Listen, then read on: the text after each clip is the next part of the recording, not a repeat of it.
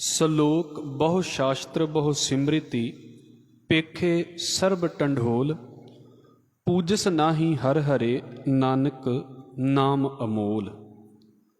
ਮਰਦ ਕਹਿੰਦੇ ਨੇ ਬਹੁਤ ਸਾਰੇ ਸ਼ਾਸਤਰ ਤੇ ਬਹੁਤ ਸਿਮ੍ਰਿਤੀਆਂ ਚੰਗੀ ਤਰ੍ਹਾਂ ਅਸੀਂ ਪੜਚੋਲ ਕੇ ਤੇ ਵੇਖਿਆ ਹੈ ਇਹਨਾਂ ਨੂੰ। ਸ਼ਾਸਤਰ ਦਾ ਭਾਵ ਉਹ ਹੁੰਦਾ ਹੈ ਉਹ ਗ੍ਰੰਥ ਜਿਨ੍ਹਾਂ ਦੇ ਵਿੱਚ ਕੁਝ ਕਰਮ ਕਾਂਡਾਂ ਨੂੰ ਕਰਨ ਦੀ ਆਗਿਆ ਦਿੱਤੀ ਹੁੰਦੀ ਹੈ ਤੇ ਕੁਝ ਕਰਮ ਕਾਂਡ ਕਰਨ ਤੋਂ ਰੋਕਿਆ ਹੁੰਦਾ ਹੈ। ਹਰ ਧਰਮ ਦੇ ਜਾਂ ਹਰ ਇੱਕ ਕੋਈ ਵੀ ਸੰਸਥਾ ਜਦੋਂ ਤਿਆਰ ਹੁੰਦੀ ਹੈ ਤੇ ਉਹਦੇ ਵਿੱਚ ਪਹਿਲਾਂ ਹੀ ਇੱਕ ਮਰਿਆਦਾ ਬੰਨ੍ਹ ਦਿੱਤੀ ਜਾਂਦੀ ਹੈ ਵੀ ਇਹਦੇ ਜਿਹੜੇ ਮੈਂਬਰ ਨੇ ਇਸ ਸੰਸਥਾ ਦੇ ਜਾਂ ਇਸ ਮਜ਼ਹਬ ਦੇ, ਉਹ ਇਹ ਕਰਮ ਕਰਨਗੇ ਤੇ ਇਹ ਕਰਮ ਨਹੀਂ ਕਰਨਗੇ।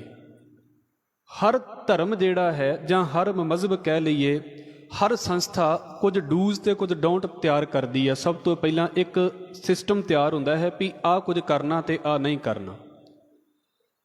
ਪਰ ਬਹੁਤੀ ਵਾਰ ਅਸੀਂ ਵੀ ਜਦੋਂ ਇਸ ਗੱਲ ਨੂੰ ਵੇਖਦੇ ਹਾਂ, ਸ਼ਾਸਤਰ ਉਹਨਾਂ ਨੂੰ ਹੀ ਕਿਹਾ ਜਾਂਦਾ ਹੈ ਜਿਹਦੇ ਵਿੱਚ ਇਹ ਮਰਿਆਦਾ ਲਿਖੀ ਹੁੰਦੀ ਹੈ ਵੀ ਇਸ ਧਰਮ ਦੇ ਅਨੁਯਾਈਆਂ ਨੇ ਇਹ ਕੰਮ ਕਰਨਾ ਤੇ ਇਸ ਧਰਮ ਦੇ ਅਨੁਯਾਈਆਂ ਨੇ ਇਹ ਕੰਮ ਨਹੀਂ ਕਰਨਾ।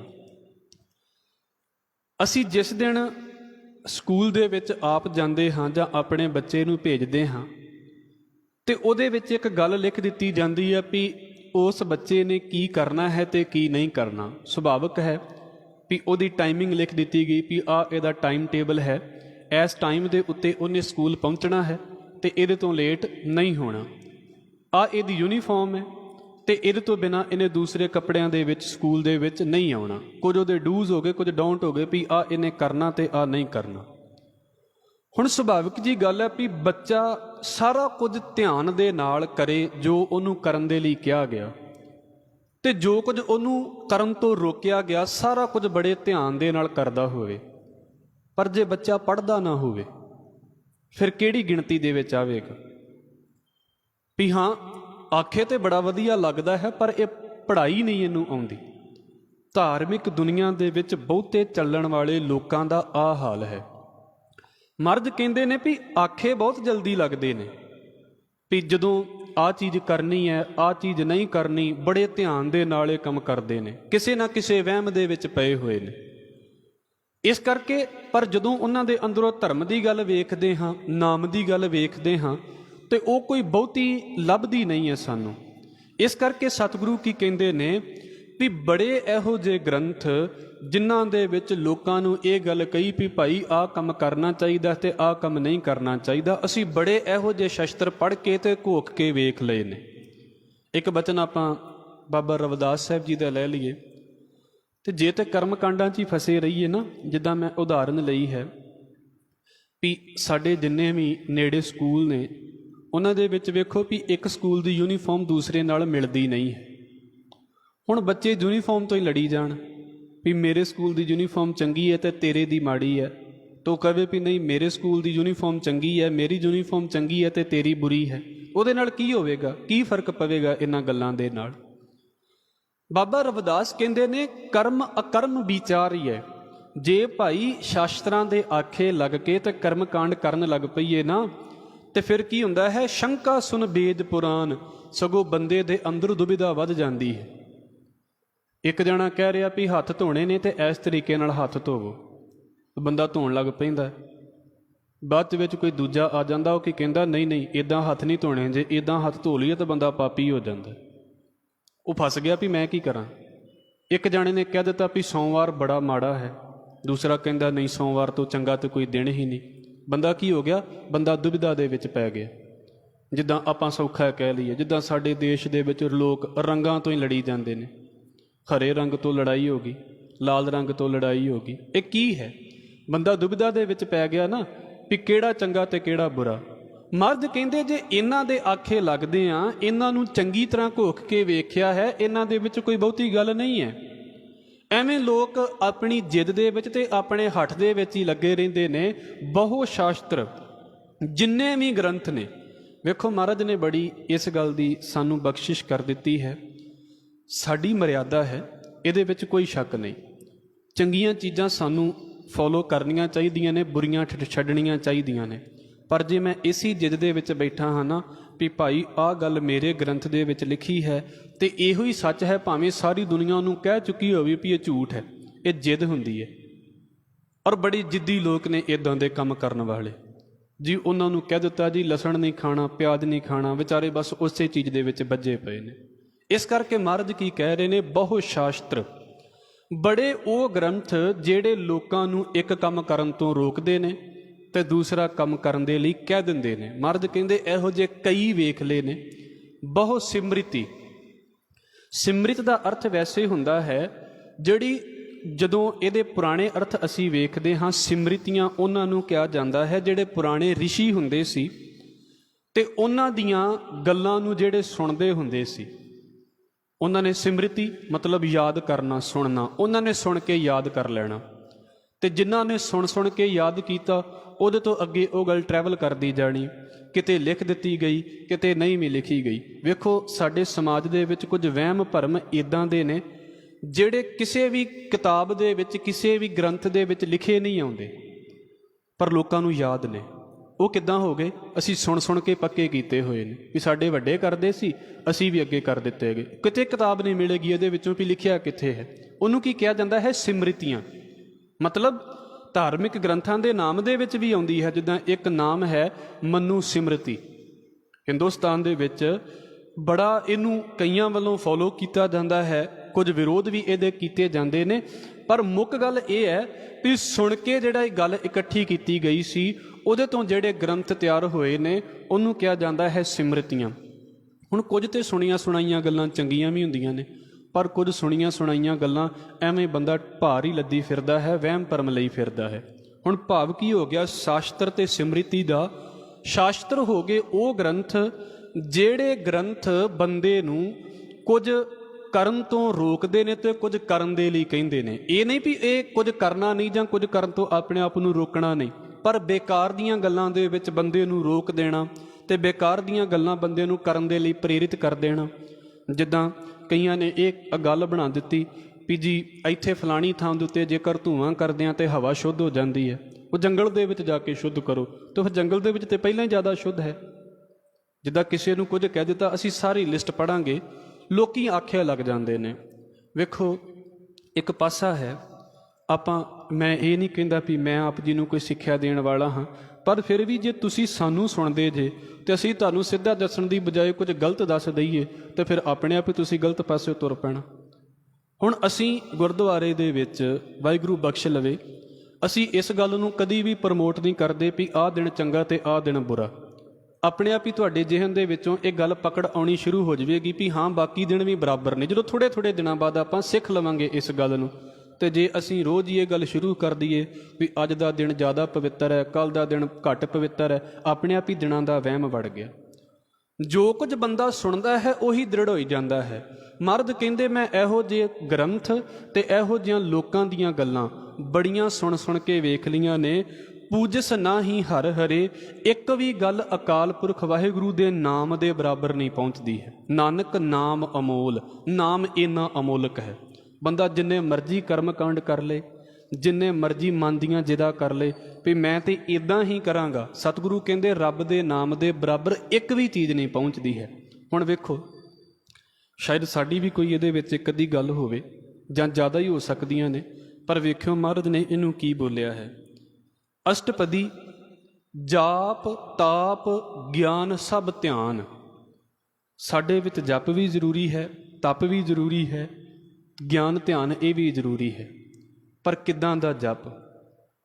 ਜਿੱਥੇ ਇਸ ਜਪ ਦੀ ਮਹਾਰਾਜ ਗੱਲ ਕਰਦੇ ਪਏ ਨੇ ਨਾ, ਇਹ ਜਪ ਹੁੰਦਾ ਹੈ ਵੀ ਜਿੱਦਾਂ ਵਹਿਮਾਂ 'ਚ ਪਾ ਦਿੱਤਾ ਜਾਂਦਾ ਨਾ ਵੀ ਇਸ ਮੰਤਰ ਨੂੰ ਤੁਸੀਂ ਵਾਰ-ਵਾਰ ਪੜ੍ਹੋ ਤੇ ਕਿਸੇ ਨੂੰ ਤੁਸੀਂ ਵਸ ਦੇ ਵਿੱਚ ਕਰ ਸਕਦੇ ਜੇ। ਇਹ ਖਿਆਲ ਹੁੰਦਾ ਹੈ ਵੀ ਆਹ ਸ਼ਬਦ ਵਾਰ-ਵਾਰ ਪੜ੍ਹੋ। ਫਿਰ ਤਪ ਜਿਹੜਾ ਹੁੰਦਾ ਹੈ, ਜਿੱਦਾਂ ਜੇ ਗਰਮੀ ਆ ਗਈ ਹੈ ਤੇ ਸਰੀਰ ਨੂੰ ਕਸ਼ਟ ਦੇ ਕੇ ਰੱਖੋ, ਰੱਬ ਸ਼ਾਇਦ ਕਸ਼ਟ ਦੇ ਉੱਤੇ ਜ਼ਿਆਦਾ ਖੁਸ਼ ਹੁੰਦਾ ਹੈ। ਬੜੇ ਲੋਕ ਇੱਦਾਂ ਦੇ ਹੁੰਦੇ ਨੇ, ਗਰਮੀ ਆ ਗਈ ਅੱਗ ਲੱਗੇ ਬੈਠ ਗਏ, ਸਰਦੀ ਆ ਜੀ ਅਸੀਂ ਤੇ ਜਿੱਦ ਦੇ ਵਿੱਚ ਨੰਗੇ ਪੈਰੀਂ ਜਾ ਕੇ ਤੇ ਭਗਤੀ ਕਰਦੇ ਪਏ ਹਾਂ, ਪਾਣੀ ਦੇ ਵਿੱਚ ਬੈਠ ਕੇ ਭਗਤੀ ਕਰਦੇ ਪਏ ਹਾਂ।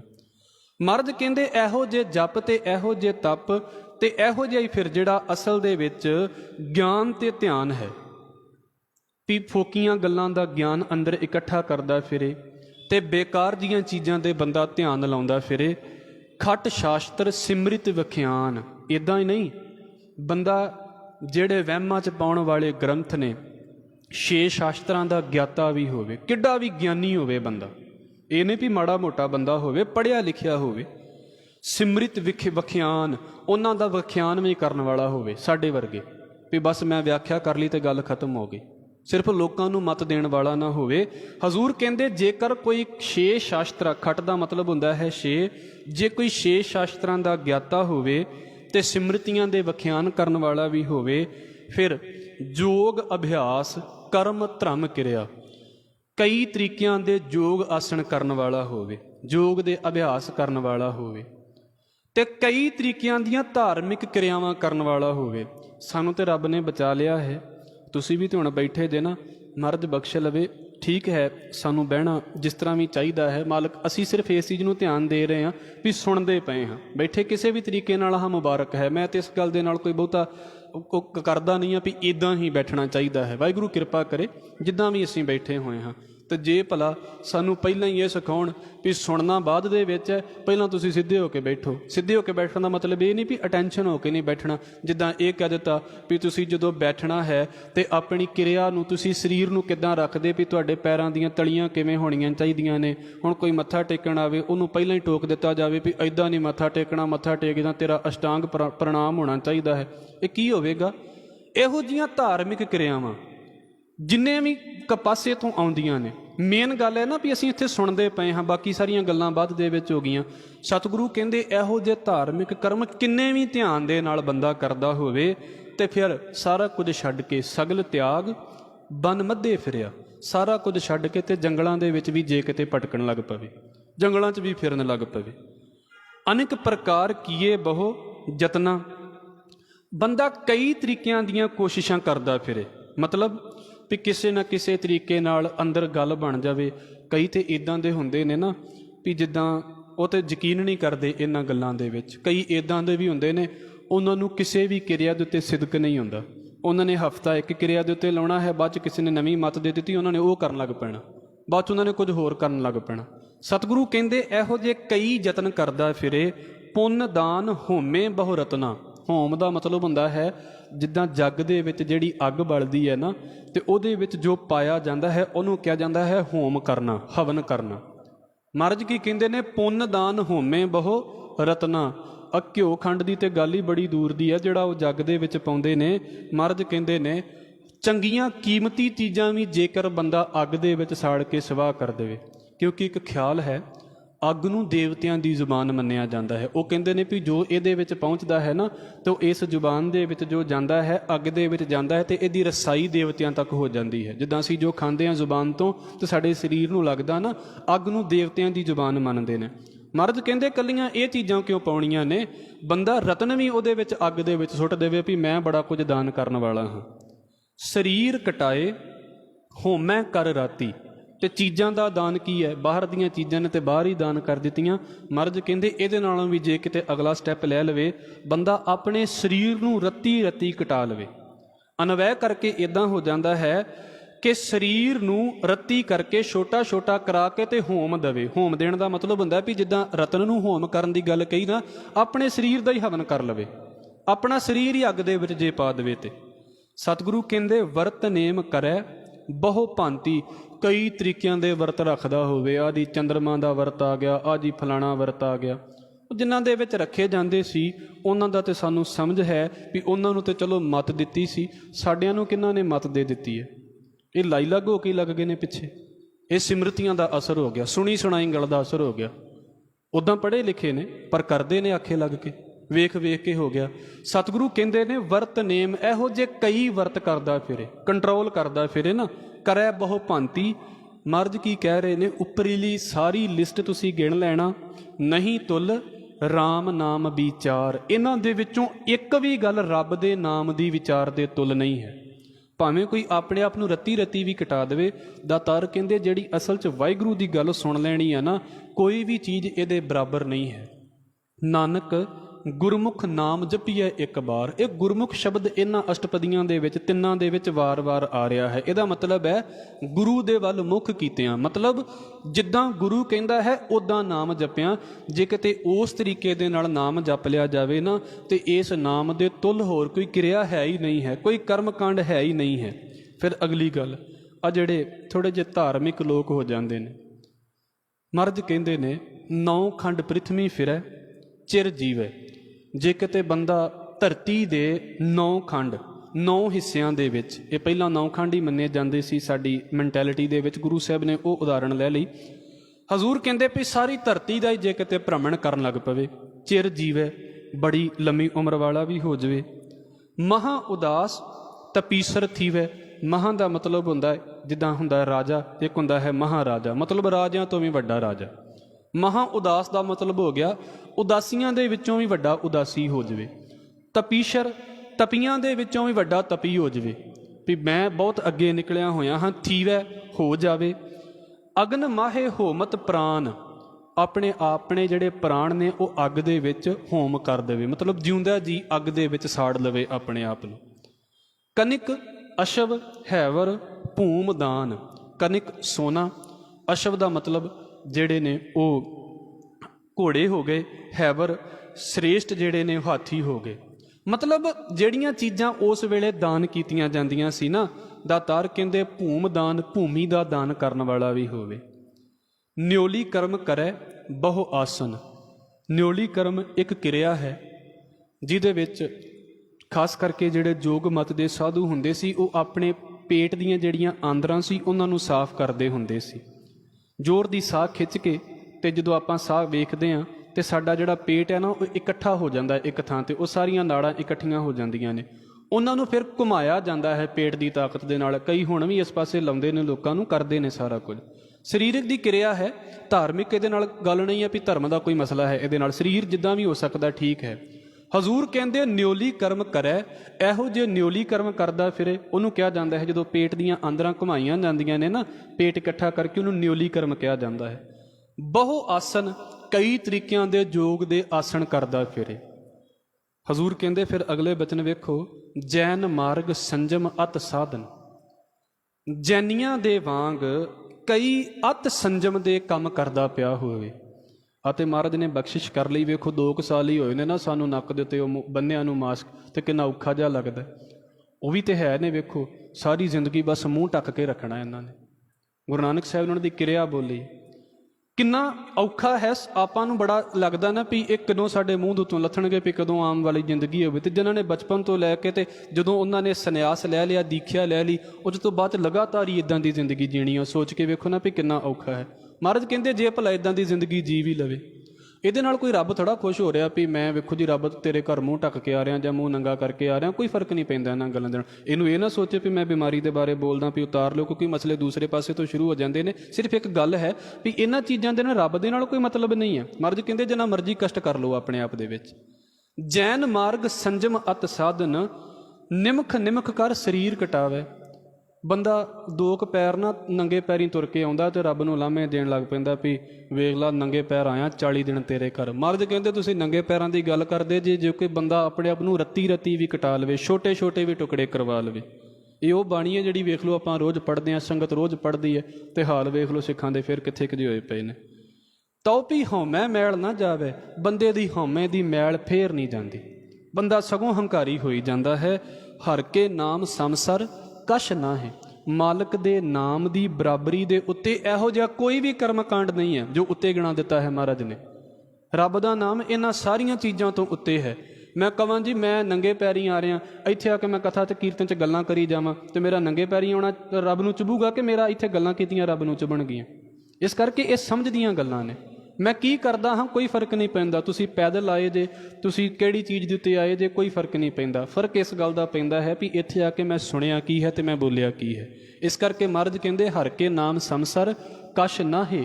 ਕੋਈ ਵੀ ਮਾਲਕ ਦੇ ਨਾਮ ਦੀ ਬਰਾਬਰੀ ਦੇ ਉੱਤੇ ਚੀਜ਼ ਨਹੀਂ ਹੈ। ਨਾਨਕ ਗੁਰਮੁਖ ਨਾਮ ਜਪਤ ਗਤ ਪਾਹੇ। ਗੁਰੂ ਦੇ ਰਾਹੀਂ ਨਾਮ ਜਪ ਕੇ ਹੀ ਉੱਚੀ ਅਵਸਥਾ ਹਾਸਲ ਹੁੰਦੀ ਹੈ। ਭਾਵ ਕਿ ਗੁਰੂ ਦੀ ਮੱਤ ਲੈ ਕੇ ਨਾਮ ਜਪਿਆ ਜਾਵੇ। ਫਿਰ ਗੁਰੂ ਸਾਹਿਬ ਅਗਲੇ ਬਚਨ ਕਰਦੇ ਨੇ, ਮਨ ਕਾਮਨਾ ਤੀਰਥ ਦੇਹ ਛੁੱਟੈ। ਕਈਆਂ ਨੇ ਹੁੰਦਾ ਵੀ ਤੀਰਥ ਸਥਾਨ ਦੇ ਉੱਤੇ ਖਤਮ ਹੋਵਾਂਗੇ ਨਾ ਤੇ ਫਿਰ ਸ਼ਾਇਦ ਸਿੱਧਾ ਕਿਤੇ ਸਵਰਗ ਦੀ ਟਿਕਟ ਮਿਲ ਜਾਵੇ। ਮਹਾਰਾਜ ਕਹਿੰਦੇ ਮਨ ਕਾਮਨਾ, ਮਨ ਦੇ ਵਿੱਚ ਕਾਮਨਾ ਹੋਵੇ ਵੀ ਤੀਰਥਾਂ ਦੇ ਉੱਤੇ ਸਾਡੀ ਦੇਹ ਛੁੱਟ ਜਾਵੇ। ਪਰ ਕੀ ਹੁੰਦਾ ਹੈ, ਗਰਭ ਗੁਮਾਨ ਨਾ ਮਨ ਤੇ ਹੁਟੈ। ਉਹਨਾਂ ਦੇ ਮਨ ਦੇ ਵਿੱਚੋਂ ਮਹਾਰਾਜ ਕਹਿੰਦੇ ਨਾ ਤੇ ਹੰਕਾਰ ਦੂਰ ਹੁੰਦਾ ਹੈ। ਔਰ ਵੇਖਿਓ ਕਿਸੇ ਵੇਲੇ ਨਾ ਉਹ ਸਾਧੂ ਇੱਦਾਂ ਦੇ ਵੀ ਹੁੰਦੇ ਨੇ, ਉਹਨਾਂ ਨੇ ਘਰ ਬਾਹਰ ਛੱਡਦੇ ਤੇ ਉਹ ਧਾਰਮਿਕ ਸਥਾਨ 'ਤੇ ਸੀਟਾਂ ਫਿੱਟ ਕਰਕੇ ਮੱਲ ਲਈਆਂ ਨੇ ਵੀ ਆਹ ਤਾਂ ਥਾਂ ਸਾਡੀ ਹੈ, ਕੋਈ ਆ ਕੇ ਬੈਠੇ ਤੇ ਸਹੀ ਉੱਥੇ। ਅਜੇ ਤੇ ਗੁਰਦੁਆਰਿਆਂ ਦੇ ਵਿੱਚ ਤੇ ਥੋੜ੍ਹਾ ਜਿਹਾ ਬਚਾਅ ਹੈ, ਵੈਸੇ ਇੱਥੇ ਵੀ ਸੀਟਾਂ ਫਿਕਸ ਹੀ ਹੋ ਜਾਂਦੀਆਂ। ਮੈਂ ਤਾਂ ਕਈ ਵਾਰ ਕਹਿੰਦਾ ਹੁੰਦਾ, ਪਰ ਸੋਚ ਕੇ ਵੇਖਿਓ। ਇਹ ਵੀ ਅਸੀਂ ਨਹੀਂ ਸੋਚ ਕੇ ਕਰਦੇ।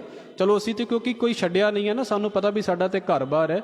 ਉਹਨਾਂ ਨੇ ਪਤਾ ਵੀ ਅਸੀਂ ਘਰ ਬਾਰ ਛੱਡ ਦਿੱਤਾ ਹੈ ਤੇ ਆਹ ਥਾਂ ਸਾਡੀ ਫਿਕਸ ਹੋ ਗਈ ਹੈ। ਉੱਥੇ ਆ ਕੇ ਕੋਈ ਮਾੜਾ ਜਿਹਾ ਉਹਨਾਂ ਦੀ ਸਪੇਸ ਦੇ ਵਿੱਚ ਆਉਂਦਾ ਹੈ, ਫਿਰ ਵੇਖਿਓ ਕੀ ਉਹਨਾਂ ਨੂੰ ਬੋਲਦੇ ਨੇ। ਮਹਾਰਾਜ ਉਹਨਾਂ ਦੇ ਬਾਰੇ ਗੱਲ ਕਰਦੇ ਨੇ, ਭਾਈ ਛੱਡ ਦੇ ਦਿੱਤਾ ਵੀ ਤੀਰਥ ਸਥਾਨ 'ਤੇ ਖਤਮ ਹੋਵਾਂਗੇ, ਇੱਥੇ ਹੰਕਾਰੀ ਹੋਏ ਫਿਰਦੇ ਨੇ। ਸੋਚ ਕਰੇ ਦਿਨ ਸਾਰ ਰਾਤ। ਸੋਚ ਦਾ ਮਤਲਬ ਹੁੰਦਾ ਹੈ ਆਪਣੇ ਆਪ ਨੂੰ ਪਵਿੱਤਰ ਰੱਖਣਾ। ਦਿਨ ਰਾਤ ਪਵਿੱਤਰ ਰੱਖਦਾ ਹੋਵੇ ਆਪਣੇ ਆਪ ਨੂੰ। ਪਰ ਕੀ ਹੁੰਦਾ ਹੈ, ਮਨ ਕੀ ਮੈਲ ਨਾ ਤਨ ਤੇ ਜਾਤ। ਭਾਈ ਦਿਨ ਰਾਤ ਨਹਾਉਣ ਦੇ ਨਾਲ ਮਨ ਤੇ ਸਾਫ਼ ਨਹੀਂ ਹੁੰਦਾ। ਮਨ ਦੀ ਮੈਲ ਜਿਹੜੀ ਹੈ ਉਹ ਤਨ ਦੀ ਵਿਧੀ ਨਾਲ ਕਿੱਦਾਂ ਸਾਫ਼ ਹੋ ਸਕਦੀ ਹੈ? ਤਨ ਦਾ ਆਪਣਾ ਧਰਮ ਹੈ, ਮਨ ਦਾ ਆਪਣਾ ਧਰਮ ਹੈ। ਇਸ ਦੇਹੀ ਕਉ ਬਹੁ ਸਾਧਨਾ ਕਰੇ। ਦੇਹੀ ਨੂੰ, ਇਸ ਸਰੀਰ ਨੂੰ ਕਈ ਤਰੀਕਿਆਂ ਦੇ ਨਾਲ ਸਾਧਦਾ ਹੈ। ਸਾਡੇ ਦੇ ਵਿੱਚ ਤੇ ਸਾਧਣ ਦਾ ਇੱਕੋ ਤਰੀਕਾ ਹੈ ਨਾ ਵੀ ਇਸ਼ਨਾਨ ਕਰੋ ਤੇ ਪ੍ਰਸ਼ਾਦਾ ਛਕ ਲਓ। ਉਹਨਾਂ ਦੇ ਵਿੱਚ ਕਈ ਆਸਣ ਨੇ ਵੀ ਇਸ ਤਰੀਕੇ ਨਾਲ ਬੈਠਣਾ ਹੈ, ਇਸ ਤਰੀਕੇ ਨਾਲ ਚੱਲਣਾ ਹੈ। ਕਿੰਨੀਆਂ ਸਾਧਨਾ ਨੇ ਦੇਹੀ ਦੀਆਂ। ਸਤਿਗੁਰੂ ਫਿਰ ਕਹਿੰਦੇ ਨੇ ਮਨ ਤੇ ਕਬੂ ਨਾ ਵਿਖਿਆ ਟਰੈ। ਜਿੰਨਾ ਮਰਜ਼ੀ ਦੇਹੀ ਸਾਧ ਕੇ ਬੈਠਾ ਹੈ, ਜ਼ਹਿਰ ਫੇਰ ਨਹੀਂ ਮਨ ਦੇ ਵਿੱਚੋਂ ਪਰੇ ਹੁੰਦੀ, ਸਗੋਂ ਜ਼ਿਆਦਾ ਜ਼ਹਿਰੀਲਾ ਹੋ ਗਿਆ ਅੱਗੇ ਨਾਲ। ਫਿਰ ਗੁਰੂ ਸਾਹਿਬ ਕਿਰਪਾ ਕਰਦੇ ਨੇ, ਜਲ ਧੋਵੈ ਬਹੁ ਦੇਹ ਅਨੀਤ। ਜਿਹੜੀ ਨਿਤ ਨਹੀਂ ਰਹਿਣ ਵਾਲੀ ਆ ਕਾਇਆ ਹੈ, ਆ ਜਿਹੜੀ ਦੇਹੀ ਹੈ ਨਾ, ਅਨੀਤ ਹੈ, ਨਿਤ ਨਹੀਂ ਰਹਿਣ ਵਾਲੀ। ਪਰ ਇਹਨੂੰ ਕੀ ਕਰਦਾ ਹੈ, ਜਲ ਧੋਵੈ। ਜਲ ਦੇ ਨਾਲ ਬੜੀ ਧੋਣ ਦੀ ਕੋਸ਼ਿਸ਼ ਕਰਦਾ ਹੈ। ਇਹਨੇ ਵੀ ਧੋਣੀ ਨਹੀਂ ਚਾਹੀਦੀ, ਪਰ ਕਈਆਂ ਦਾ ਕੰਮ ਹੀ ਇਹ ਰਹਿ ਗਿਆ ਵੀ ਬਸ ਧੋਈ ਜਾਓ ਸਰੀਰ ਤੇ ਬਸ ਗੱਲ ਖਤਮ ਹੋ ਗਈ। ਹਜ਼ੂਰ ਕਹਿੰਦੇ ਸ਼ੁੱਧ ਕਹਾਂ ਹੋਏ ਕਾਚੀ ਭੀਤ। ਕਦੀ ਕੱਚੀ ਮਿੱਟੀ ਦੀ ਕੰਧ ਵੀ ਪਾਣੀ ਦੇ ਨਾਲ ਧੁੱਪੀ ਹੈ, ਉਹ ਤੇ ਸਗੋਂ ਗਲ ਜਾਂਦੀ ਹੈ। ਹਜ਼ੂਰ ਕਹਿੰਦੇ ਨੇ ਸਮਝ ਲਓ ਵੀ ਅਨੀਤ ਨਾ ਨਿਤ ਰਹਿਣ ਵਾਲਾ ਸਰੀਰ ਹੈ। ਕੋਈ ਕਵੇ ਵੀ ਇਹਨੂੰ ਦਿਨ ਦੇ ਵਿੱਚ 10 ਵਾਰ ਇਸ਼ਨਾਨ, 15 ਵਾਰ ਇਸ਼ਨਾਨ ਤੇ ਬਸ ਲੱਗੇ ਰਹੇ, ਕੰਮ ਹੀ ਇਸ਼ਨਾਨ ਦਾ ਹੋ ਗਿਆ ਜ਼ਿੰਦਗੀ ਦੇ ਵਿੱਚ। ਹਜ਼ੂਰ ਕਹਿੰਦੇ ਸਰੀਰ ਕਿਤੇ ਬਾਹਰੋਂ ਨਹਾਤਿਆਂ ਵੀ ਅੰਦਰ ਸਾਫ਼ ਹੋ ਰਿਹਾ ਹੈ। ਮਨ ਹਰ ਕੇ ਨਾਮ ਕੀ ਮਹਿਮਾ ਊਚ। ਇਹ ਮਨ ਸਮਝ ਇਸ ਗੱਲ ਨੂੰ। ਉਹ ਭਾਈ ਆ ਜਿੰਨੇ ਉੱਤੇ ਕਰਮ ਮਹਾਰਾਜ ਨੇ ਗਿਣਾਏ ਨੇ, ਦਾਤਾਰ ਕਹਿੰਦੇ ਇਹ ਮਨ ਇਹਨਾਂ ਸਾਰਿਆਂ ਤੋਂ ਉੱਤੇ ਕੀ ਹੈ, ਹਰੀ ਦੇ ਨਾਮ ਦੀ ਮਹਿਮਾ। ਤੂੰ ਉਹਦੀ ਗੱਲ ਨੂੰ ਸੁਣ, ਉਹਦੀ ਗੱਲ ਨੂੰ ਸਮਝ। ਨਾਨਕ ਨਾਮ ਉਦਰੇ ਪਤਿਤ ਬਹੁ ਮੂਚ। ਨਾਮ ਨੂੰ ਜਪਣ ਕਰਕੇ ਕਈ ਜਿਹੜੇ ਪਤਿਤ ਸੀ, ਪਤਿਤ ਦਾ ਮਤਲਬ ਹੁੰਦਾ ਡਿੱਗਾ ਹੋਇਆ, ਜਿਹੜੇ ਧਾਰਮਿਕ ਤੌਰ 'ਤੇ ਅਧਿਆਤਮਿਕ ਤੌਰ 'ਤੇ ਡਿੱਗੇ ਹੁੰਦੇ ਨੇ ਨਾ, ਨਾਮ ਨੂੰ ਜਪਣ ਕਰਕੇ। ਮੂਚ ਦਾ ਮਤਲਬ ਹੈ ਬਹੁਤ ਜ਼ਿਆਦਾ, ਬੇਅੰਤ ਲੋਕ ਪਾਰ ਹੋ ਜਾਂਦੇ ਨੇ। ਕਿਰਿਆ ਕਾਂਡਾਂ ਦੇ ਨਾਲ ਨਹੀਂ, ਕਰਮਾਂ ਦੇ ਨਾਲ ਨਹੀਂ ਵੀ ਮੈਂ ਤੇ ਇਹੋ ਹੀ ਕਰਮ ਕਰਾਂਗਾ। ਉਹਦੇ ਬਾਰੇ ਸ਼ਲੋਕ 'ਚ ਹੀ ਮਹਾਰਾਜ ਨੇ ਬੋਲ ਦਿੱਤਾ ਵੀ ਇਹੋ ਜਿਹੇ ਲੋਕਾਂ ਨੂੰ, ਕਈਆਂ ਨੂੰ ਅਸੀਂ ਇਹ ਕੰਮ ਕਰਦੇ ਵੇਖਿਆ ਹੈ। ਪਰ ਕਿੱਦਾਂ ਪਾਰ ਹੁੰਦਾ ਹੈ? ਨਾਨਕ ਨਾਮ ਉਦਰੇ ਪਤਿਤ ਬਹੁ ਮੂਚ। ਨਾਮ ਨੂੰ ਜਪਣ ਕਰਕੇ ਬੰਦੇ ਪਾਰ ਹੋ ਜਾਂਦੇ ਨੇ। ਬਹੁਤ ਸਿਆਣਪ ਜਮ ਕਾ ਭਉ ਵਿਆਪੈ। ਇੱਕ ਚੀਜ਼ ਹੈ, ਬੰਦਾ ਜਿੰਨਾ ਜਿੰਨਾ ਚਾਤਰ ਹੋਵੇਗਾ ਨਾ, ਸੌਖੀ ਪੰਜਾਬੀ ਦੇ ਵਿੱਚ ਵਿਆਖਿਆ ਹੈ ਇਹਦੀ, ਉਹ ਡਰਪੋਕ ਵੀ ਓਨਾ ਹੀ ਹੋਵੇਗਾ। ਸਭ ਤੋਂ ਜ਼ਿਆਦਾ ਅੱਜ ਕੱਲ੍ਹ ਜਿਹੜਾ ਖਤਰਾ ਬਣਿਆ ਹੋਇਆ ਨਾ, ਇਹ ਬਹੁਤੀਆਂ ਚਲਾਕਾਂ ਨੂੰ ਬਣਿਆ ਹੋਇਆ ਵੀ ਹਾਏ ਇੰਨਾ ਕੁਝ ਕੀਤਾ ਤੇ ਮਿੰਟ 'ਚ ਇੱਥੋਂ ਨਿਕਲ ਜਾਵੇਗਾ। ਮਹਾਰਾਜ ਕਹਿੰਦੇ ਨੇ ਗੁਰ ਕੀ ਮੱਤ ਤੂੰ ਲੇਹ ਇਆਨੇ ਭਗਤ ਬਿਨਾ ਬਹੁ ਡੂਬੇ ਸਿਆਣੇ। ਪਤਾ ਵੀ ਉੱਦਾਂ ਦੁਨੀਆ ਦੇ ਨਾਲ ਤੇ ਚਤਰਾਈਆਂ ਚੱਲ ਜਾਂਦੀਆਂ ਨੇ। ਹੁਣ ਜਿੱਥੇ ਚਤਰਾਈਆਂ ਨਹੀਂ ਚੱਲਣੀਆਂ ਉੱਥੇ ਫਿਰ ਕੀ ਕਰੇ ਵਿਚਾਰਾ, ਉੱਥੇ ਫਿਰ ਡਰ ਹੀ ਆਉਂਦਾ ਹੈ। ਇਸ ਕਰਕੇ ਮਹਾਰਾਜ ਕਹਿੰਦੇ ਨੇ ਬਹੁਤ ਸਿਆਣਪ। ਜਿੰਨਾ ਮਰਜ਼ੀ ਚਲਾਕ ਹੋਈ ਜਾਵੇ ਨਾ ਬੰਦਾ ਵੀ ਇੱਦਾਂ ਕਰ ਲਵਾਂਗਾ, ਇੱਦਾਂ ਬਚ ਜਾਵਾਂਗਾ, ਉਹਨੂੰ ਸਮਝ ਲਓ ਓਨਾ ਹੀ ਮੌਤ ਦਾ ਡਰ ਡਰਾਉਂਦਾ ਹੈ। ਜਮ ਕਾ ਭਉ ਵਿਆਪੈ ਅਨਿਕ ਯਤਨ ਕਰ ਤ੍ਰਿਸ਼ਨ ਨਾ ਧਰਾਪੈ। ਬੜੀਆਂ ਕੋਸ਼ਿਸ਼ਾਂ ਕਰਦਾ ਹੈ ਬੰਦਾ, ਪਰ ਤ੍ਰਿਸ਼ਨਾ ਜਿਹੜੀ ਹੈ ਉਹ ਰੱਜਦੀ ਨਹੀਂ। ਉਹ ਫੇਰ ਨਹੀਂ ਸੰਤੁਸ਼ਟ ਹੁੰਦਾ ਬੰਦਾ ਜ਼ਿੰਦਗੀ ਦੇ ਵਿੱਚ। ਭੇਖ ਅਨੇਕ ਅਗਨ ਨਹੀਂ ਬੁਝੈ। ਕਈ ਭੇਖ ਧਾਰਨ ਕਰ ਲਏ, ਪਰ ਕੀ ਹੈ? ਮਹਾਰਾਜ ਕਹਿੰਦੇ ਜਿਹੜੀ ਅੰਦਰ ਗੁੱਸੇ ਦੀ ਅੱਗ ਹੈ ਉਹ ਬੁਝਦੀ ਨਹੀਂ, ਉਹ ਤਾਂ ਖਤਮ ਹੀ ਨਹੀਂ ਹੁੰਦੀ। ਕਈਆਂ ਨੇ ਵੇਖੋ ਨਾ ਵੀ ਬਾਬੇ ਚੇਂਜ ਕਰ ਲਏ ਪਰ ਆਪ ਚੇਂਜ ਨਹੀਂ ਹੋਏ। ਜਿੱਦਾਂ ਉਹ ਹੋ ਤੇ ਗਿਆ ਵੀ ਇਹ ਇੱਥੋਂ ਸਾਡੀ ਗੱਲ ਦੀ ਨਹੀਂ ਬਣਦੀ, ਅਸੀਂ ਹੁਣ ਹੋਰ ਕਿਤੇ ਬਦਲ ਕੇ ਵੇਖੀਏ ਭਲਾ ਉੱਥੇ ਕੋਈ ਸਾਡੀ ਗੱਲ ਬਣ ਜਾਏ। ਮਹਾਰਾਜ ਕਹਿੰਦੇ ਜੋ ਮਰਜ਼ੀ ਕਰ ਲਓ ਨਹੀਂ ਬਣੇਗਾ, ਆਪ ਹੀ ਨਹੀਂ ਬਦਲਦੇ। ਦੁਨੀਆ ਬਾਬੇ ਬਦਲ ਲੈਂਦੀ ਹੈ। ਭੇਖ ਅਨੇਕਾਂ ਭੇਖ ਧਾਰਨ ਕਰ ਲਏ ਵੀ ਹੁਣ ਇਦਾਂ ਨਹੀਂ, ਹੁਣ ਦੂਸਰੇ ਤਰੀਕੇ ਨਾਲ ਕਰਮਕਾਂਡ ਕਰਾਂਗੇ। ਅਗਨ ਨਹੀਂ ਬੁਝੇ, ਕ੍ਰੋਧ ਦੀ ਅੱਗ ਨਹੀਂ ਬੁਝਦੀ। ਕੋਟ ਉਪਾਵ ਦਰਗਾਹ ਨਹੀਂ ਸਿੱਝੈ, ਇਹੋ ਜਿਹੇ ਕਰੋੜਾਂ ਉਪਾਵ ਬੰਦਾ ਕਰਦਾ ਰਵੇ, ਮਰਦ ਕਹਿੰਦੇ ਨੇ ਰੱਬ ਦੇ ਘਰ ਦੇ ਵਿੱਚ ਕਬੂਲ ਨਹੀਂ ਹੁੰਦਾ। ਛੂਟਸ ਨਾਹੀਂ ਊਬ ਪਿਆਲ, ਬੰਦਾ ਭਾਵੇਂ, ਊਬ ਦਾ ਮਤਲਬ ਹੁੰਦਾ ਆਕਾਸ਼, ਹਵਾ ਦੇ ਵਿੱਚ ਉੱਡ ਉੱਡ ਕੇ ਵੀ ਕਿਤੇ ਸੋਚੇ ਨਾ ਵੀ ਮੈਂ ਬੰਦਗੀ ਕਰਨ ਲੱਗ ਪਵਾਂ, ਵੀ ਪਹਾੜੀ ਦੇ ਉੱਤੇ ਜਾ ਕੇ ਉੱਚੇ ਥਾਂ ਤੇ ਬੰਦਗੀ ਕਰਨ ਲੱਗ ਪਿਆ, ਵੀ ਬੜੀ ਦੂਰ ਜਾ ਕੇ ਬੰਦਗੀ ਕਰਾਂਗਾ। ਪਿਆਲ ਦਾ ਮਤਲਬ ਹੋ ਗਿਆ ਪਾਤਾਲ, ਵੀ ਪਾਤਾਲ ਦੇ ਵਿੱਚ, ਜ਼ਮੀਨ ਦੇ ਵਿੱਚ ਗੁਫਾ ਜੀ ਕੱਢ ਕੇ ਤੇ ਉੱਥੇ ਭਗਤੀ ਕਰਾਂਗਾ। ਛੂਟਸ ਨਾਹੀਂ, ਮਰਦ ਕਹਿੰਦੇ ਨਹੀਂ ਛੁੱਟਦਾ, ਜਿੱਥੇ ਮਰਜ਼ੀ ਜਾ ਕੇ ਜੇ ਇਹੋ ਜਿਹੀ ਬੰਦਗੀ ਕਰਨ ਲੱਗ ਪਵੇ, ਤੇ ਜੇ ਇਹੋ ਜਿਹੇ ਕਰਮਕਾਂਡ ਹੀ ਕਰਨ ਲੱਗ ਪਵੇ। ਮੋਹੇ ਵਿਆਪੈ ਮਾਇਆ ਜਾਲ, ਸਗੋਂ ਮੋਹ ਦੇ ਕਰਕੇ ਉਹਨੂੰ ਮਾਇਆ ਹੋਰ ਚਿੰਬੜ ਜਾਂਦੀ ਹੈ। ਗੁਰੂ ਸਾਹਿਬ ਬਚਨ ਕਰਦੇ ਨੇ, ਅਵਰ ਕਰਤੂਤ ਸਗਲੀ ਜਮ ਡਾਨੈ। ਕਰਤੂਤ ਦਾ ਮਤਲਬ ਹੁੰਦਾ ਹੈ ਕੰਮ। ਅੱਜ ਕੱਲ੍ਹ ਕਰਤੂਤ ਨੂੰ ਨੈਗੇਟਿਵਿਟੀ ਦੇ ਵਿੱਚ ਲਿਆ ਜਾਂਦਾ ਹੈ ਨਾ, ਪਰ ਵੈਸੇ ਕਰਤੂਤ ਦਾ ਮਤਲਬ ਹੁੰਦਾ ਹੈ ਕੰਮ। ਮਹਾਰਾਜ ਕੀ ਕਹਿੰਦੇ ਨੇ, ਜਿੰਨੇ ਵੀ ਇਹੋ ਜਿਹੇ ਕਰਮ ਨੇ ਨਾ, ਇਹ ਸਾਰੇ ਕੀ ਨੇ, ਜਮ ਡਾਨੈ, ਇਹਨਾਂ ਨੂੰ ਜਮ ਡੰਡ ਦਿੰਦਾ ਹੈ। ਮਤਲਬ ਇਹ ਰੱਬ ਦੇ ਘਰ ਤੱਕ ਪਹੁੰਚਣ ਵਾਲੇ ਹੈ ਹੀ ਨਹੀਂ ਨੇ, ਇਹ ਸਿਰਫ ਜਮ ਤੱਕ ਹੀ ਰਹਿ ਜਾਣ ਵਾਲੇ ਨੇ। ਫਿਰ ਗੋਬਿੰਦ ਭਜਨ ਬਿਨ ਤਿਲ ਨਹੀਂ ਮਾਨੈ। ਜਮ ਦਾ ਸੁਭਾਅ ਕੀ ਹੈ, ਜੋ ਗੁਰੂ ਸਾਹਿਬ ਨੇ ਇੱਥੇ ਬੋਲਿਆ, ਡਿਟੇਲ ਦੇ ਵਿੱਚ ਨਹੀਂ ਜਾਵਾਂਗੇ। ਮਹਾਰਾਜ ਕਹਿੰਦੇ ਉਹਦੇ ਲਈ ਸਿਰਫ ਇੱਕੋ ਹੀ ਗੱਲ ਹੈ ਕਿ ਰੱਬ ਦੀ ਬੰਦਗੀ ਤੋਂ ਬਿਨਾਂ ਕੋਈ ਵੀ ਚੀਜ਼ ਉਹਨੂੰ ਸੰਤੁਸ਼ਟ ਨਹੀਂ ਕਰ ਸਕਦੀ ਹੈ। ਜਮ ਜਿਹੜਾ ਹੈ ਨਾ, ਜਿੰਨੇ ਵੀ ਕਰਮਕਾਂਡ ਨੇ ਇਹ ਉਹਦੇ ਅਧੀਨ ਨੇ। ਹਰ ਕਾ ਨਾਮ ਜਪਤ ਦੁੱਖ ਜਾਏ, ਭਾਈ ਮਾਨਸਿਕ ਦੁੱਖ, ਸਰੀਰਕ ਦੁੱਖ, ਤੇ ਸਾਡੇ ਜਿਹੜੇ ਅਸਲ ਦੇ ਵਿੱਚ ਸਾਨੂੰ ਸੰਤਾਪ ਚੰਬੜੇ ਹੋਏ ਨੇ ਨਾ, ਇਹ ਨਾਮ ਦੀ ਤਾਕਤ ਹੈ। ਇਹਨਾਂ ਨਾਮ ਨੂੰ ਜਪ ਕੇ ਇਹ ਦੁੱਖ ਚਲਾ ਜਾਂਦਾ ਹੈ। ਨਾਨਕ ਬੋਲੇ ਸਹਿਜ ਸੁਭਾਏ, ਪਰ ਇਸ ਨਾਮ ਨੂੰ ਜੇ ਕੋਈ ਬੜੇ ਪਿਆਰ ਦੇ ਨਾਲ ਜਪਦਾ ਹੈ, ਸਹਿਜ ਦੇ ਨਾਲ ਜਪਦਾ ਹੈ, ਟਿਕਾ ਦੇ ਨਾਲ ਜਪਦਾ ਹੈ, ਨਹੀਂ ਤਾਂ ਕਈਆਂ ਨੂੰ ਨਾਮ ਜਪ ਜਪ ਕੇ ਗੁੱਸਾ ਆਈ ਜਾਂਦਾ, ਦੁੱਖ ਦੂਰ ਕਰਨ ਦੀ ਬਜਾਏ ਵਧਾ ਲੈਂਦੇ ਨੇ। ਮਹਾਰਾਜ ਕਹਿੰਦੇ ਜੇ ਪਿਆਰ ਦੇ ਨਾਲ ਜਪਦਾ ਹੈ ਨਾ, ਤਾਂ ਦੁੱਖ ਹੈ ਜਿਹੜਾ ਜਪਣਾ ਹੈ ਉਹਨਾਂ ਨੂੰ ਸਕੂਨ ਦਿੰਦਾ ਹੈ। ਫਿਰ ਅਗਲੇ ਬਚਨ ਮਹਾਰਾਜ ਨੇ ਸਾਡੀ ਗੱਲ ਕਰ ਦਿੱਤੀ ਹੈ, ਚਾਰ ਪਦਾਰਥ ਜੇ ਕੋ ਮੰਗ ਹੈ, ਧਰਮ ਅਰਥ ਕਾਮ ਮੋਖ। ਮਤਲਬ ਜੋ ਵੀ ਜ਼ਿੰਦਗੀ 'ਚ ਲੋੜਾਂ ਨੇ, ਜੇ ਕੋਈ ਬੰਦਾ ਚਾਹੁੰਦਾ ਹੈ ਵੀ ਮੇਰੇ ਕੋਲ ਇਹ ਆ ਜਾਣ, ਤੇ ਕੀ ਕਰੇ, ਸਾਧ ਜਨਾਂ ਕੀ ਸੇਵਾ ਲਾਗੈ, ਰੱਬ ਦੇ ਪਿਆਰਿਆਂ ਦੀ ਸੇਵਾ ਦੇ ਵਿੱਚ ਜਾਵੇ।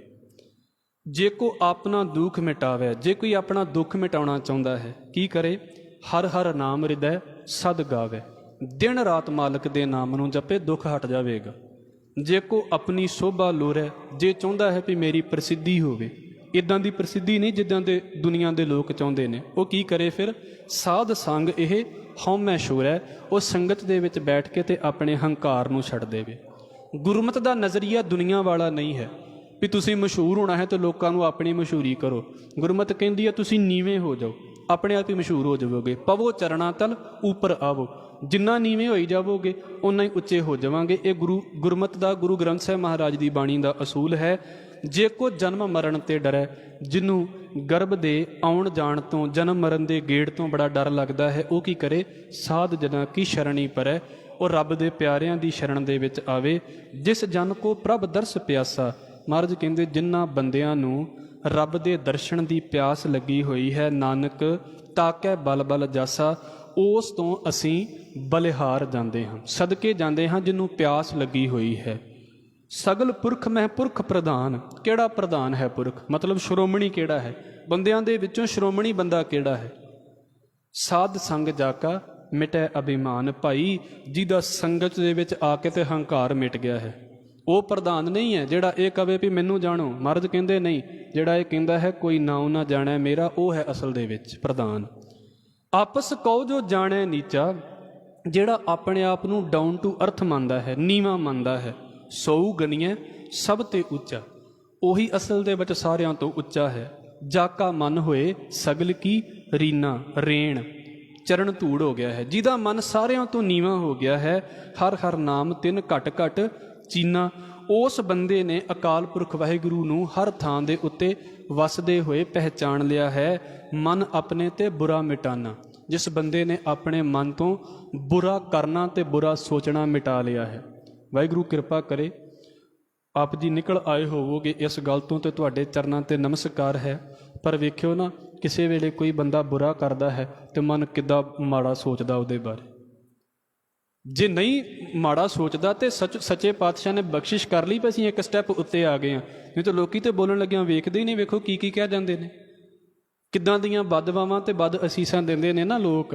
ਮਰਦ ਕਹਿੰਦੇ ਨੇ ਮਨ ਆਪਣੇ ਤੇ ਬੁਰਾ ਮਿਟਾਨਾ, ਜਿਹਦੇ ਮਨ ਦੇ ਵਿੱਚੋਂ ਕਿਸੇ ਦੇ ਬਾਰੇ ਬੁਰਾ ਸੋਚਣਾ ਹੀ ਖਤਮ ਹੋ ਗਿਆ ਹੈ, ਉਹ ਮਿਟ ਹੀ ਗਿਆ ਹੈ।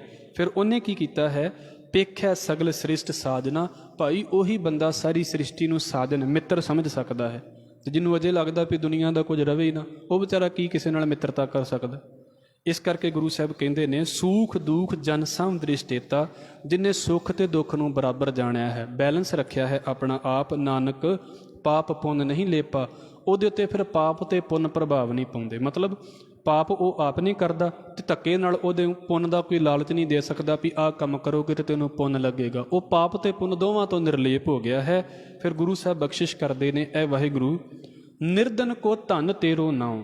ਸਾਡੇ ਅਧਿਆਤਮਿਕ ਸਫ਼ਰ ਦੇ ਵਿੱਚ ਐ ਵਾਹਿਗੁਰੂ ਉਹ ਬੰਦੇ ਧੰਨਵਾਨ ਨੇ ਜਿਨ੍ਹਾਂ ਦੇ ਕੋਲ ਤੇਰਾ ਨਾਮ ਰੂਪ ਧਨ ਹੈ। ਇੱਦਾਂ ਹੀ ਨਿਥਾਵੇਂ ਕੋ ਨਾਉ ਤੇਰਾ ਥਾਉ, ਜਿਹਨੂੰ ਕੋਈ ਥਾਂ ਨਹੀਂ ਉਹਨੂੰ ਤੇਰੇ ਨਾਮ ਦੀ ਥਾਂ ਦਾ ਆਸਰਾ ਹੈ।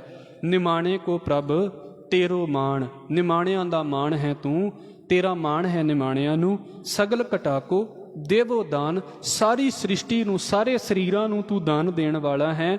ਸਗਲ ਘਟਾ ਕਰਨ ਕਰਾਵਨ ਹਾਰ ਸੁਆਮੀ, ਸਾਰਾ ਕੁਝ ਕਰਮ ਤੇ ਕਰਾਉਣ ਦੇ ਸਮਰੱਥ ਹੋ ਸੁਆਮੀ ਜੀ ਤੁਸੀਂ। ਸਗਲ ਘਟਾ ਕੇ ਅੰਤਰ ਜਾਮੀ, ਐ ਵਾਹਿਗੁਰੂ ਸਾਰਿਆਂ ਦੇ ਦਿਲਾਂ ਨੂੰ ਤੂੰ ਜਾਣਨ ਵਾਲਾ ਹੈ। ਆਪਣੀ ਗਤ ਮਿਤ ਜਾਣੋ ਆਪੇ, ਪਰ ਤੇਰੇ ਦਿਲ ਦੇ ਵਿੱਚ ਕੀ ਹੈ ਉਹ ਤੂੰ ਆਪ ਹੀ ਜਾਣਦਾ ਹੈ। ਅੰਤ ਨਾ ਜਾਪੈ ਕਿਆ ਮਨ ਮੰਤ, ਉਹਦੇ ਮਨ 'ਚ ਕੀ ਚੱਲਦਾ ਪਿਆ ਹੈ ਸਤਿਗੁਰੂ ਕਹਿੰਦੇ ਅੰਤ ਹੀ ਨਹੀਂ ਪਾਇਆ ਜਾ ਸਕਦਾ। ਆਪਣੀ ਗਤ ਮਿਤ ਜਾਣੋ ਆਪੇ, ਆਪਨ ਸੰਗ ਆਪ ਪ੍ਰਭ ਰਾਤੇ। ਵਾਹਿਗੁਰੂ ਤੂੰ ਆਪਣੇ ਆਪ ਦੇ ਵਿੱਚ ਮਸਤ ਹੈ, ਆਪਣੇ ਆਪ ਦੇ ਨਾਲ ਜੁੜਿਆ ਹੋਇਆ ਹੈ। ਤੁਮਰੀ ਉਸਤਤ ਤੁਮ ਤੇ ਹੋਏ, ਵਾਹਿਗੁਰੂ ਜੀ ਤੇਰੀ ਤਾਰੀਫ ਤੇਰੇ ਤੋਂ ਹੀ ਹੋ ਸਕਦੀ ਹੈ, ਕੰਪਲੀਟ ਸੰਪੂਰਨ। ਤੈਨੂੰ ਮੈਂ ਜੋ ਵੀ ਕਵਾਂਗਾ ਨਾ ਉਹ ਤੇਰੇ ਲਈ ਛੋਟਾ ਹੋ ਜਾਵੇਗਾ। ਤੂੰ ਕੀ ਹੈ ਉਹ ਤੂੰ ਹੀ ਜਾਣਦਾ ਹੈ। ਨਾਨਕ ਅਵਰ ਨਾ ਜਾਣਸ ਕੋਏ, ਹੋਰ ਕੋਈ ਬੰਦਾ ਤੇਰੇ ਬਾਰੇ ਕੀ ਜਾਣ ਸਕਦਾ ਹੈ। ਫਿਰ ਗੁਰੂ ਸਾਹਿਬ ਕਹਿੰਦੇ ਨੇ ਜਿਹੜੇ ਆਮ ਲੋਕ ਜਿੱਦਦੇ ਫਿਰਦੇ ਨੇ ਨਾ ਵੀ ਮੇਰਾ ਮਜ਼ਹਬ ਸਾਰਿਆਂ ਤੋਂ ਵਧੀਆ, ਮੈਂ ਜੋ ਕਰਦਾ ਹਾਂ ਇਹੀ ਸਭ ਤੋਂ ਉੱਤੇ ਹੈ, ਸਤਿਗੁਰੂ ਕਹਿੰਦੇ ਫਿਰ ਉਹਨਾਂ ਦੇ ਬਾਰੇ ਵੇਖੋ। ਸਗਲ ਧਰਮ ਮਹਿ ਸ੍ਰੇਸ਼ਟ ਧਰਮ, ਇੱਥੇ ਧਰਮ ਦਾ ਮਤਲਬ ਹੋ ਗਿਆ ਫਰਜ਼। ਸਾਰਿਆਂ ਫਰਜ਼ਾਂ ਦੇ ਵਿੱਚੋਂ ਉੱਤਮ ਫਰਜ਼ ਕਿਹੜਾ ਹੈ, ਸਾਰੀਆਂ ਡਿਊਟੀਜ਼ ਦੇ ਵਿੱਚੋਂ ਉੱਤਮ ਡਿਊਟੀ ਕਿਹੜੀ ਹੈ ਸਾਡੀ। ਮਹਾਰਾਜ ਕੀ ਕਹਿੰਦੇ ਨੇ, ਹਰ ਕੋ ਨਾਮ ਜਪ ਨਿਰਮਲ ਕਰਮ। ਇੱਕ ਤੇ ਵਾਹਿਗੁਰੂ ਦੀ ਬੰਦਗੀ ਕਰਨੀ, ਉਹਦੀ ਭਗਤੀ ਕਰਨੀ, ਤੇ ਦੂਜਾ ਆਪਣੇ ਕਰਮ ਪਵਿੱਤਰ ਕਰੀ ਜਾਣੇ। ਇਹ ਸਾਰਿਆਂ ਤੋਂ ਉੱਤਮ ਫਰਜ਼ ਹੈ ਸਾਡਾ ਮਨੁੱਖਤਾ ਦਾ। ਬਾਣੀ ਵੀ ਪੜ੍ਹਨੀ ਹੈ ਪਰ ਆਪਣੇ ਕਰਮ ਵੀ ਪਵਿੱਤਰ ਕਰਨੇ ਨੇ। ਸਗਲ ਕਿਰਿਆ ਮੈਂ ਉਤਮ ਕਿਰਿਆ, ਬੜੇ ਕਿਰਿਆਚਾਰ ਕਰਮ ਕਰਦੇ ਨੇ ਨਾ। ਹਜ਼ੂਰ ਕਹਿੰਦੇ ਨੇ ਕਿਰਿਆਚਾਰ ਕਰੈ ਖਟ ਕਰਮਾ ਇਤਰਾਤੇ ਸੰਸਾਰੀ। ਵਾਹਿਗੁਰੂ ਅਸੀਂ ਕਿਸੇ ਨੂੰ ਬੁਰਾ ਨਹੀਂ ਕਹਿੰਦੇ, ਪਰ ਤੁਸੀਂ ਵੇਖਦੇ ਜੇ ਗੁਰਦੁਆਰਿਆਂ ਦੇ ਵਿੱਚ ਜਾਂ ਧਾਰਮਿਕ ਅਸਥਾਨਾਂ 'ਤੇ ਆਉਣ ਵਾਲੇ ਲੋਕ ਆਪਣੇ ਆਪਣੇ ਮਤ ਦੇ ਅਨੁਸਾਰ ਜਿਹੋ ਜੀ ਉਹਨਾਂ ਨੂੰ ਸਿੱਖਿਆ ਮਿਲਦੀ ਹੈ ਉਹ ਤੁਰਦੇ ਨੇ ਨਾ। ਕਈਆਂ ਨੇ ਖਾਸ ਦਿਨਾਂ 'ਚ ਹੀ ਆਉਣਾ ਹੁੰਦਾ। ਸਤਿਗੁਰੂ ਕਹਿੰਦੇ ਨੇ ਸਾਰੀਆਂ ਕਿਰਿਆਵਾਂ ਦੇ ਵਿੱਚੋਂ ਉੱਤਮ ਕਿਰਿਆ ਕਿਹੜੀ ਹੈ ਭਾਈ, ਉਹੀ ਹੈ ਸਾਧ ਸੰਗ ਦੁਰਮਤ ਮਲ ਹਿਰਿਆ। ਜਿਸ ਬੰਦੇ ਦੀ ਮਤ ਜਿਹੜੀ ਹੈ ਨਾ ਉਹਦੇ ਵਿੱਚੋਂ ਦੁਰਮਤ ਮਾੜੀ ਮਤ ਦੂਰ ਹੋ ਗਈ ਹੈ ਸੰਗਤ ਦੇ ਵਿੱਚ ਬੈਠ ਕੇ, ਇਹੋ ਹੀ ਕਿਰਿਆ ਸਭ ਤੋਂ ਉੱਤਮ ਹੈ। ਫਿਰ ਅਗਲੇ ਬਚਨ, ਸਗਲ ਉਦਮ ਮੈਂ ਉਦਮ ਭਲਾ। ਸਾਰੇ ਉਦਮਾਂ ਦੇ ਵਿੱਚੋਂ ਚੰਗਾ ਉਦਮ ਕਿਹੜਾ ਹੈ। ਉਦਮ ਤੇ ਚੋਰ ਵੀ ਬੜਾ ਕਰਦਾ, ਜਿਹਨੇ ਰਾਤ ਸਾਰੀ ਜਾਗਣਾ ਤੇ ਸਵੇਰੇ ਉੱਠ ਕੇ ਚੋਰੀ ਕਰ ਲੈਣੀ ਹੈ, ਉਹਦਾ ਕਿਹੜਾ ਉਦਮ ਘੱਟ ਹੈ। ਪਰ ਚੰਗਾ ਉਦਮ ਕਿਹੜਾ ਹੈ। ਹਜ਼ੂਰ ਕਹਿੰਦੇ ਭਾਈ ਹਰ ਕਾ ਨਾਮ ਜਪੋ ਜੀ ਸਦਾ, ਦਿਨ ਰਾਤ ਮਾਲਕ ਦੇ ਨਾਮ ਦਾ ਉਦਮ ਕਰੀ ਜਾਓ, ਇਹੋ ਹੀ ਸਭ ਤੋਂ ਉੱਤਮ ਉਦਮ ਹੈ, ਇਹੀ ਸਭ ਤੋਂ ਉੱਤਮ ਗੱਲ ਹੈ। ਸਗਲ ਬਾਣੀ ਮੈਂ ਅੰਮ੍ਰਿਤ ਬਾਣੀ, ਬਾਣੀ ਦਾ ਇੱਥੇ ਮਤਲਬ ਹੋ ਗਿਆ ਬੋਲ। ਕਿੰਨਾ ਕੁਝ ਬੋਲਦੇ ਹਾਂ ਸਾਰਾ ਦਿਨ, ਇਹਨਾਂ ਬੋਲਾਂ ਦੇ ਵਿੱਚੋਂ ਚੰਗਾ ਬੋਲ ਕਿਹੜਾ ਹੈ। ਗੁਰੂ ਸਾਹਿਬ ਕਹਿੰਦੇ ਨੇ ਹਰ ਕੋ ਜਸ ਸੁਨ ਰਸਨ ਬਖਾਨੀ, ਉਹੀ ਬੋਲ ਚੰਗਾ ਹੈ ਜਿਹਦੇ ਵਿੱਚ ਅਸੀਂ ਮਾਲਕ ਨੂੰ ਸੁਣ ਲਿਆ ਹੈ, ਤੇ ਉਹੀ ਬੋਲ ਚੰਗਾ ਹੈ ਜਿਹੜਾ ਮਾਲਕ ਦੇ ਨਾਮ ਨੂੰ ਬੋਲਦਾ ਪਿਆ ਹੈ। ਸਗਲ ਥਾਨ ਤੇ ਉਤਮ ਥਾਨ, ਉਹੀ ਬਾਕੀ ਦਿਲਾਂ ਦੇ ਨਾਲੋਂ ਉਹੀ ਦਿਲ ਚੰਗਾ ਹੈ। ਕਿਹੜਾ। ਹਜ਼ੂਰ ਕਹਿੰਦੇ ਨਾਨਕ ਜਿਹ ਘਟ ਵਸੈ ਹਰ ਨਾਮ, ਜਿਸ ਦਿਲ ਦੇ ਵਿੱਚ ਮਾਲਕ ਦਾ ਨਾਮ ਵਸਦਾ ਪਿਆ ਹੈ। ਮੁੱਖ ਵਿਚਾਰ ਇਹ ਹੈ ਵੀ ਦੁਨੀਆ ਨੂੰ ਵੇਖੋਗੇ ਤੇ ਦੁਨੀਆ ਦੋ ਤਰੀਕਿਆਂ ਦੇ ਆਖੇ ਲੱਗ ਕੇ ਕਰਮ ਕਰਦੀ ਹੈ। ਇੱਕ ਤੇ ਉਹ ਵੀ ਸਾਨੂੰ ਜੀ ਦੂਸਰੇ ਨੇ ਕਹਿ ਦਿੱਤਾ ਤੇ ਅਸੀਂ ਕਰ ਲਿਆ, ਇਹਨੂੰ ਕਿਹਾ ਜਾਂਦਾ ਹੈ ਸਿਮਰਤੀਆਂ ਦੇ ਕਰਮ, ਸੁਣੇ ਸੁਣਾਏ ਕਰਮ। ਇੱਕ ਹੁੰਦਾ ਹੈ ਵੀ ਜੀ ਆਹ ਕੰਮ ਨਹੀਂ ਕਰਨਾ, ਇੰਨੇ ਵਜੇ ਆਹ ਕੰਮ ਕਰਨਾ ਹੈ, ਆਹ ਮਹੂਰਤ ਨਿਕਲ ਜਾਵੇਗਾ। ਇਹਨੂੰ ਕੀ ਕਿਹਾ ਜਾਂਦਾ? ਸ਼ਾਸਤਰਾਂ ਦੇ ਦੱਸੇ ਕਰਮ। ਮਹਾਰਾਜ ਕਹਿੰਦੇ ਨੇ ਬਹੁ ਸ਼ਾਸਤਰ ਬਹੁ ਸਿਮਰਤੀ ਪੇਖੇ ਸਰਬ ਢੰਡੋਲ। ਅਸੀਂ ਇਹ ਸਾਰੇ ਇਹੋ ਜਿਹੇ ਕਰਮ ਕਾਂਡ ਕਰਦੇ ਲੋਕਾਂ ਨੂੰ ਵੇਖ ਲਿਆ, ਇਹਨਾਂ ਨੂੰ ਘੋਖ ਕੇ ਵੇਖ ਲਿਆ ਹੈ। ਪੂਜਸ ਨਾਹੀ ਹਰ ਹਰੇ ਨਾਨਕ ਨਾਮ ਅਮੋਲ। ਨਾਮ ਇੰਨਾ ਬੇਅੰਤ ਹੈ ਵੀ ਕਿਸੇ ਵੀ ਕਰਮ ਕਾਂਡ ਜਿਹੜੇ ਨੇ, ਕੋਈ ਵੀ ਕਰਮ ਕਾਂਡ ਇਸ ਨਾਮ ਦੇ ਤੁਲ ਨਹੀਂ ਪੁੱਜਦਾ। ਸਾਰੀਆਂ ਕਿਰਿਆਵਾਂ ਦੀ ਮਹਾਰਾਜ ਪਹਿਲਾਂ ਲਿਸਟ ਗਿਣਾ ਦਿੰਦੇ ਨੇ ਤੇ ਅੰਤ ਦੇ ਵਿੱਚ ਗੁਰੂ ਸਾਹਿਬ ਇਹੋ ਹੀ ਕਹਿ ਦਿੰਦੇ ਨੇ ਵੀ ਭਾਈ ਨਾਮ ਇਹਨਾਂ ਸਾਰਿਆਂ ਤੋਂ ਸ੍ਰੇਸ਼ਟ ਹੈ। ਗੁਰੂ ਸਾਹਿਬ ਦੀ ਬਖਸ਼ਿਸ਼ ਦੇ ਸਦਕਾ ਇਹ 3 ਅਸ਼ਟਪਦੀਆਂ ਅੱਜ ਅਸੀਂ ਵਿਚਾਰੀਆਂ ਨੇ। ਆਪ ਜੀ ਦੇ ਚਰਨਾਂ ਦੇ ਵਿੱਚ ਬੇਨਤੀ ਕਰਦੇ ਹਾਂ, ਮੇਰੇ ਪਾਸੋਂ ਬੋਲਦਿਆਂ ਹੋਈਆਂ ਭੁੱਲਾਂ ਦੀ ਖਿਮਾ, ਫਤਿਹ ਨਾਲ ਸਾਂਝ ਪਾਓ ਜੀ। ਵਾਹਿਗੁਰੂ ਜੀ ਕਾ ਖਾਲਸਾ, ਵਾਹਿਗੁਰੂ ਜੀ ਕੀ ਫਤਿਹ।